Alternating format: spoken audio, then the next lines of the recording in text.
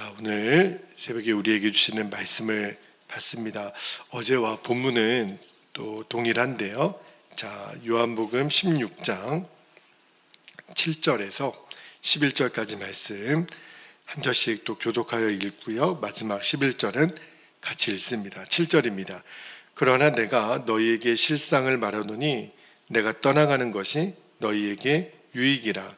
내가 떠나가지 아니하면 보혜사가 너희에게로 오시지 아니할 것이요, 가면 내가 그를 너희에게로 보내리니 그가 와서 죄에 대하여 의에 대하여 심판에 대하여 세상을 책망하시리라. 죄에 대하여라 함은 그들이 나를 믿지 아니함이요, 의에 대하여라 함은 내가 아버지께로 가니 너희가 다시 나를 보지 못함이요. 11절 함께요. 심판에 대하여라 함은 이 세상 임금이 심판을 받았습니다. 아멘. 자, 오늘 새벽에는 이미 이긴 싸움을 누리기만 하라는 제목으로 말씀을 나눌게요. 제가 어제 새벽에 그런 말씀을 드렸죠. 예수님이 보혜사 성령님을 이 세상에 보내시고, 그리고 그 보혜사 성령님이 오셔서 이 세상을 책망하시는데 세 가지 영역에 대해서 책망하신다는 말씀을 드렸어요. 자, 8절 말씀을 다시 한번 볼게요. 8절에 보면 그가 와서 뭐에 대하여? 죄에 대하여, 의에 대하여, 심판에 대하여 세상을 책망하시리라. 이 8절 말씀에 세 가지 책망에 대해서 어제 첫 번째 의에 대하여, 죄에 대하여 책망하시는 것을 말씀을 나누면서, 그러니까 죄가 깨달아지는 은혜가 참 귀한 은혜입니다. 그래야 돌이킬 수 있거든요. 그래서 어제 우리가 그런 기도를 드렸죠. 죄는 관역을 벗어나는 거다. 관역이 바로 예수님이시거든요. 그러니까 관역을 벗어난, 예수님이라는 관역을 벗어난 모든 것이 죄라는 것을 깨닫고 나의 관역이 되시는 예수님을 바라보게 하소서. 우리가 그렇게 어제 기도를 했었어요. 자, 오늘 나머지 두 가지 성령의 책망에 대해서 의에 대한 책망, 또 심판에 대하여 책망하시는 것이 영적으로 무슨 의미인지 좀 나누고 기도하겠습니다. 자, 두 번째는 성령께서 오셔서 하시는 책망 두 번째가 의에 대하여이에요. 자, 10절 말씀을 볼게요. 자, 10절 말씀에 보면 의에 대하여라 함은 내가 아버지께로 가니 너희가 다시 나를 보지 못함이요. 잘 보세요. 이제 의에 대하여 책망하는 내용이 어떤 내용이냐면, 예수님은 본인이 누구에게로 간다 그랬죠? 아버지께로. 그리고 제자들은 예수님을 이제 보지 못할 거라고 하시면서 그게 바로 의다, 이렇게 말씀하세요. 이게 잘 이렇게 쉽게 해석되는 부분은 아닌데 한번 보세요. 자, 여러분, 예수님 제자들이 다시는 예수님을 보지 못하게 된다라고 하는 이 말씀의 이유는 뭘까요? 예수님이 십자가에서 죽으시고 부활하시고 그리고 이제 승천하시기 때문에 이제 제자들은 육신의 눈으로는 예수님을 볼 수가 없습니다. 잘 보세요. 세상 사람들은 예수님을 죄인이라고 죽였죠. 그리고 예수님을 십자가에 못 박았잖아요. 그런데 하나님은 그 죽으신 예수님을 어떻게 하셨어요? 다시 살리셨어요. 부활시키시고 그리고 하늘로 올리셨어요. 자, 예수님의 이 부활과 이 승천이 있잖아요. 그 사건이 뭘 말하는 거냐면 예수님이야말로 죄가 없으신 완전한 의로우신 분이시다, 그것을 증명하는 거예요. 우리는 알잖아요. 예수님이 아무런 죄가 없이 십자가에서 죽으셨다는 사실을. 그런데 그분의 의로우심을 하나님은 어떻게 확증하셨냐면 그분의 부활과 또 승천을 통해서 확증하신 거예요. 그러니까 예수님의 부활과 승천은 뭘 의미하는 걸까요? 예수님을 십자가에서 잡아 죽인 사람들에게 우리가 진짜 잘못했구나, 우리가 의로우신 예수님을 죽인 거구나, 우리가 그분을 죄인이라고 생각했던 이 세상의 잘못을 깨닫게 하시는 것, 이게 바로 의에 대한 심판이라는 거예요. 세상 사람들은요, 흔히 내가 의롭다, 어떤 사람이 의롭다는 거를 어떻게 해석을 하냐면, 그가 선하고 바르고 착하게 살면 그분은 의로우신 분이지. 근데 과연 그럴까요? 성경은 그렇게 이야기하지 않아요. 성경은요, 어떤 행위의 죄를 말하지 않고 행위의 죄 이전에 성경이 말하는 죄는 마음의 죄예요. 성경은 마음의 죄에 대해서 굉장히 엄히 다루잖아요. 그리고 어떤 사람의 행동의 문제가 아니라 그의 존재를 이야기하는 거거든요. 그러니까 세상 사람들은 의로운 행동을 해야 그 사람이 의로운 존재라고 생각하지만 성경은 반대예요. 그가 의로운 존재가 되어야 의로운 행동을 할 수 있다라고 성경은 이야기합니다. 왜냐하면 속은 그렇지 않은데 겉으로만 의로운 척할 수 있는 사람들이 많기 때문에 그래요. 속은 교만이 가능한데 겉으로는요, 겸손한 척할 수 있어요. 이제 곧 선거가 오잖아요. 선거가 되기 전에는요, 다 그렇다고 말하기는 어렵겠지만 정말 어떤 공약을 내세우면서 얼마나 겸손한 척, 시민들을 위하는 척. 근데 선거가 끝나면 또 이렇게 바뀌는 지도자들을 보면 못 믿겠어요. 정말 속마음이 어떤지를 모르겠어요. 여러분, 속은 안 그런데 있는 척, 겸손한 척, 그죠? 그럴 수가 있는 게 바로 인간이에요. 예수님 당시에 서기관들과 바리새인들이 꼭 그랬거든요. 누가복음 11장 39절에 보면 이렇게 말씀합니다. 주께서 이르시되 너희 바리새인은 지금 잔과 대접의 겉은 깨끗이 하나 너희 속에는 뭐가 가득하다고요? 탐욕과 악독이 가득하도다. 그러니까 겉과 속이 완전히 다른 거예요. 여러분, 세상 사람들이 생각하는 그런 척하는 거죠.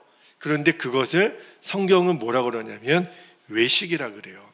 그러니까 내 안에 존재가 바뀌지 않으면, 내 마음이 바뀌지 않으면 성경은 그 사람을 의인이라고 말할 수가 없다는 거예요. 그러니까 성경이 말하는 의인은 뭘까요? 내 속사람이 바뀐 사람, 내 속사람이 새로워진 사람. 행위가 중요한 게 아니라는 거예요. 그러니까 죄로 물들었던 내 마음이 완전히 죽음으로 처리된 것. 여러분, 내가 의인이 되는 거는요, 세상의 방법으로 불가능해요. 내가 교양을 쌓고 도덕을 쌓고 책을 읽고, 아니요. 오직 우리가 의인이 되는 것은요, 성경은 말하기를 예수님의 보혈밖에는 없다 그랬어요. 말씀 한 구절만 볼까요? 요한일서 1장 7절에 보면 굉장히 중요한 말씀이죠. 그 아들 예수의 뭐가요?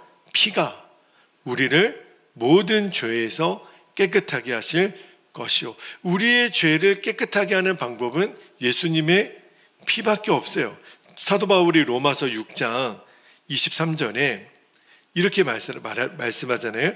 죄의 싹은 사망이요, 하나님의 은사는 그리스도 예수 우리 주 안에 있는 영생이니라. 여러분, 인간은요, 죄의 값으로 원래 예정된 운명은 죽음이에요. 그리고 지옥의 심판을 피할 수 없는 게 우리 인간이란 말이에요. 죄의 값은 사망이거든요. 그런데 십자가에서 우리의 죄를 대신해서 예수님이 그 죄를 짊어지시고 죽으심으로 말미암아 저와 여러분의 가슴에 있는 이 죄인이라고 하는 이름표를 떼어주셨어요. 예수님의 그 보혈을 믿기만 하면 우리의 죄인이라는 이름표를 뗀 그 가슴에 의인이라고 하는 이름표를 붙여주신다는 거예요. 그래서 우리가 의인이 되는 거예요. 자, 고린도후서 5장 21절에 이렇게 말씀합니다. 하나님이 죄를 알지도 못하는 일을, 예수님이죠, 우리를 대신하여 죄로 삼으신 것은 우리로 하여금 그 안에서 뭐가요? 하나님의 의가 되게 하려 하심이라. 여러분, 예수님은 하나님의 의예요. 그거를 확증하기 위해서 예수님의 부활과 승천이 이루어진 거잖아요. 그러니까 성경은 어제 말씀드렸죠. 예수님을 믿지 않는 게 죄고요. 예수님을 믿는 것이 오늘 말씀의 의라는 거예요. 이제는 여러분 머릿속에 좀 명확하게 새겨지게 되기를 바랍니다. 우리 성도는요, 무엇을 성도라고 얘기하는 거냐면 예수님의 피로 용서받고 의인된 사람. 그래서 우리가 예수님 앞에 하나님의 의가 되게 하시는 것이 완성이 된 거예요. 그러므로 우리는 스스로 의롭게 되려고 죄와 싸우는 자가 아니라 이미 의로워졌기 때문에 죄와 싸우는 거예요. 우리가 아주 거룩한 척 하려고 죄를 싸우는 게 아니라니까요. 우리는 이미 거룩한 성도가 된 거예요. 의로운 자가 된 거예요. 우리가 구원받았기 때문에 죄와 싸우는 거고, 이 받은 구원을 우리가 끝까지 지키기 위해서 죄와 싸우는 거예요. 비록 육신을 가지고 있기 때문에 우리가 넘어지는 일, 죄의 유혹에 빠지는 일이 있죠. 그때는 어떻게 하면 돼요? 회개하고 다시 일어나면 돼요. 왜냐하면 예수님의 피로 우리가 이미 의로워졌기 때문에, 예수님의 피가 이미 우리의 모든 죄를 씻겨줬기 때문에, 그게 바로 의에 대하여 세상을 책망하신다라고 하는 것의 의미예요. 자, 마지막 세 번째를 좀 나눌게요. 세 번째, 성령이 오셔서 책망하시는 내용이 뭐냐면 심판에 대하여. 이 부분도 그냥 11절 말씀을 읽으면 이게 무슨 말씀인지, 자, 제가 한번 다시 말씀을 좀 풀어볼게요. 11절 말씀을 한번 먼저 읽습니다. 11절에 보면 심판에 대하여라 함은 이 세상 임금이 심판을 받았습니다. 자, 여러분, 이 세상 임금은 누굴까요? 공중권세 잡은 사탄을 말하는 거예요. 여러분, 마귀도 그랬지만 세상 사람들은요, 예수님이 십자가에서 죽으실 때 예수님은 졌다, 예수님은 패했다라고 생각을 했어요. 근데 그들의 오산이었죠. 마귀가 결정적으로 잘못 생각한 게 뭐예요? 예수님을 죽이기만 하면 자기 뜻대로 될 줄 알았죠. 그러나 마귀가 하나님의 큰 그림을 알 수가 없었죠. 왜냐하면 예수님의 십자가야말로 승리였고, 예수님의 십자가로 마귀는 심판을 받는 거예요. 자, 우리가 이미 읽은 말씀인데 요한복음 8장 34절 말씀을 볼게요. 요한복음 8장 34절에 보면 예수님 말씀하시기를, 예수께서 대답하시되 진실로 진실로 너희에게 이르노니 죄를 범하는 자마다 뭐라 그랬죠? 죄의 종이라. 여러분, 우리가 죄를 짓는 게 이미 죄의 종되어서 그래요. 그랬는데 이 죄의 종은 반드시 심판을 받는데 죄의 싹은 사망이라 그랬잖아요. 그래서 히브리서 2장 14절을 볼게요. 오늘은 말씀 인용이 좀 많은데 히브리서 2장 14절에 보면, 잘 보세요. 자녀들은 혈과 육에 속하였음에 그도 또한 같은 모양으로 혈과 육을 함께 지니심은 죽음을 통하여 죽음의 세력을 잡은 자, 이 부분이 중요합니다. 십자가의 죽음을 통하여 죽음의 세력을 잡은 자는 마귀예요. 마귀는 우리를 죄짓게 하고 결국 우리를 죽게 하려고 하는 원흉이잖아요. 그런데 그 마귀를 예수님이 십자가의 죽음으로 죽음의 세력을 잡은 마귀를 멸하신다 그랬어요. 이 부분이 굉장히 중요한 포인트입니다. 마귀는 우리에게 죄짓게 하고 우리를 죽이려고 하는 게 마귀의 계획이거든요. 그런데 그 마귀의 저주를 예수님이 언제 이기신 거예요? 십자가에서. 십자가에서 예수님이 죽으심으로 우리를 죄짓게 하고 죽이려고 하는 모든 마귀의 계획을 멸하신다. 그게 바로 심판에 대하여 책망하신다는 내용이에요. 여러분, 우리의 죄의 문제를 십자가에서 예수님이 해결해 주셨잖아요. 그런데 그 예수님이 사망의 문제까지도 해결하셨다. 그 증거가 뭐예요? 예수님이 부활하신 거예요. 여러분, 죽은 자의 죽음의 권세를 깨뜨리고 이기신 것이 바로 예수님의 부활이잖아요. 그것이 상징하는 게 뭐예요? 너희들에게 죽음의 권세가 이제는 아무런 영향력이 없다라는 거예요. 예수님의 십자가로 죄의 문제를 해결하셨잖아요. 예수님의 부활로 영생의 문제, 이 사망 권세를 예수님이 이기신 거예요.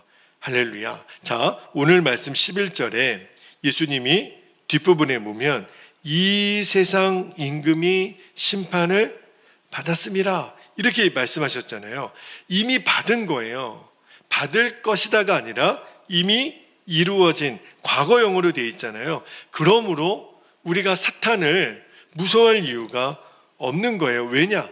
예수님이 부활하신 그 승리가 나의 승리니까. 그래서 초대교회 성도들은요, 예수님의 부활을 그렇게 전한 거예요.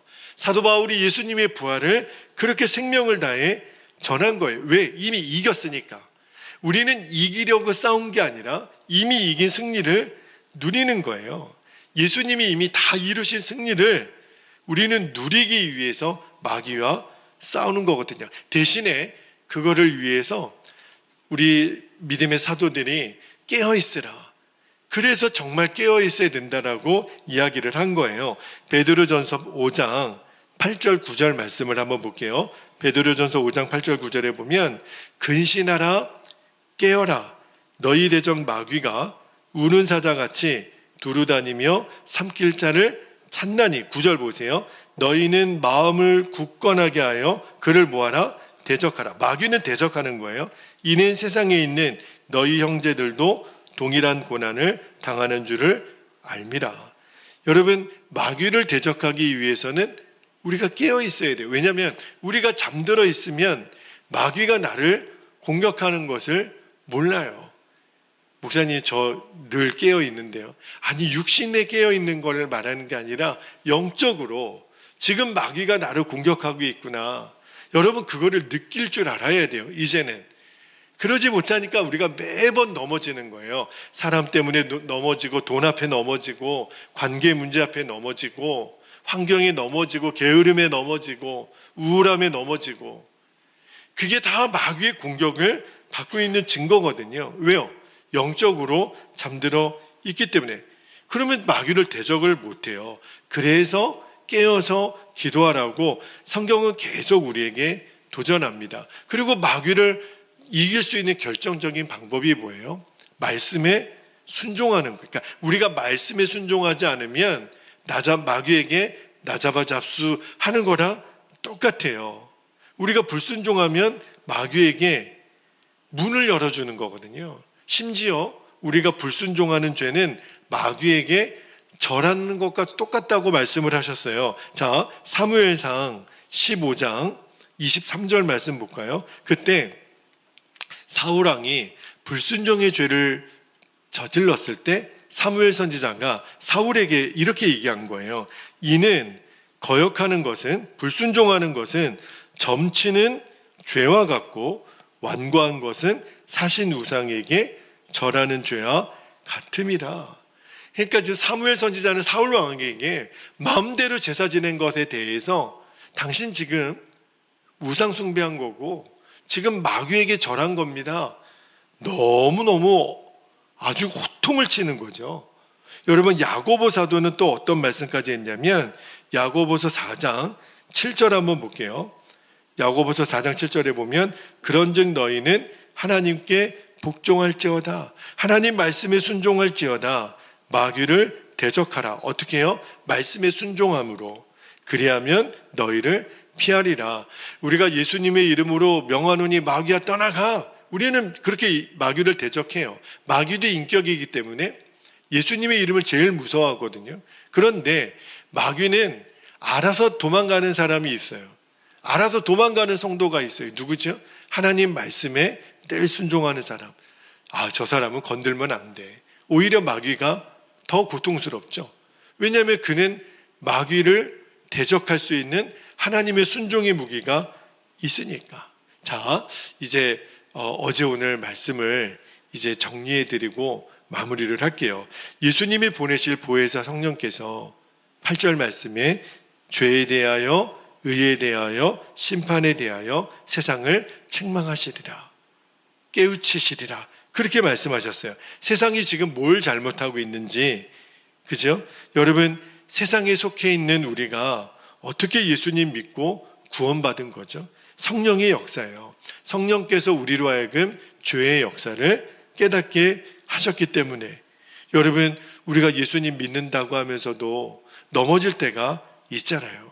예수님 주인이라고 고백하면서도 내 마음대로 살고 싶은, 내 고집대로 살고 싶은 때가 있잖아요. 예수님 24시간 바라본다고 하지만 자꾸 세상에 눈이 돌아가는 게 우리 현실이잖아요. 그런데 그런 우리가 어떻게 날마다 회개하고 죄와 싸울 수 있을까? 가능한 것은 성령께서 깨닫게 하시기 때문에 그래요.